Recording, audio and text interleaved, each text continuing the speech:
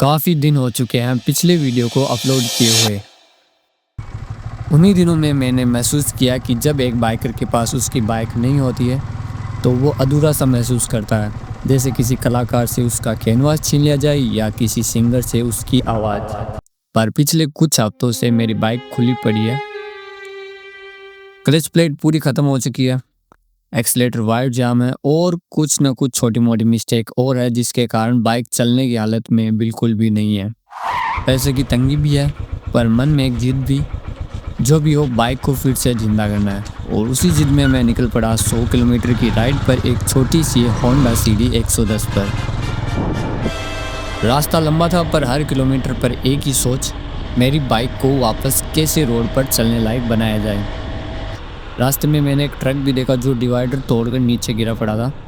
वो पल याद दिलाता है कि ज़िंदगी और मशीन दोनों को अगर सही वक्त पर संभाला नहीं जाए तो वह सफ़र को अधूरा छोड़ देती है।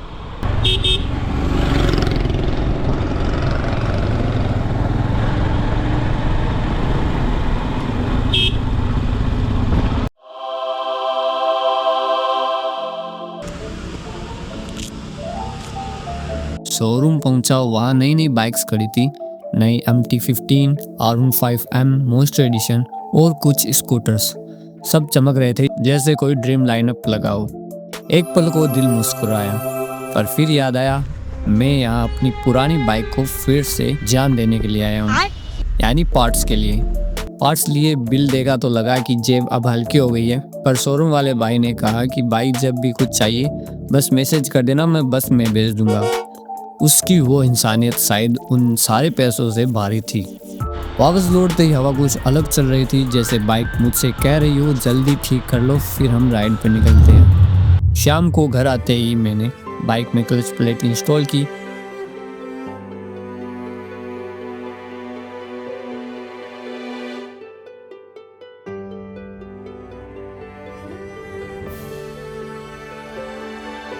हाथ ग्रीस से भरे थे पर दिल में एक शांति थी, क्योंकि मैं जानता था हर घूमता हुआ पेच मुझे अपने सपनों के करीब ले जा रहा है।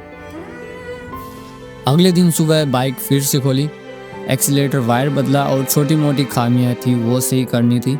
उस समय मैंने सिद्धू मूसेवाला और करण औजला के गाने चला रखे थे और मैं बिना खाए बस काम करता रहा, क्योंकि जब तक बाइक ठीक नहीं होती एक बाइकर को चैन नहीं आता।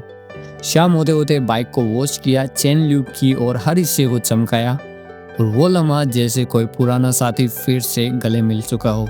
कभी कभी लोग कहते हैं कि बाइक बस एक मशीन है, पर सच्चाई ये है बाइक ही वो चीज़ है जो एक बाइकर को जिंदा रखती है। जब बाइक साथ होती है तो सफ़र भी जिंदा लगता है, और जब वो नहीं होती तो जैसे ज़िंदगी का एक हिस्सा खामोश पड़ जाता है।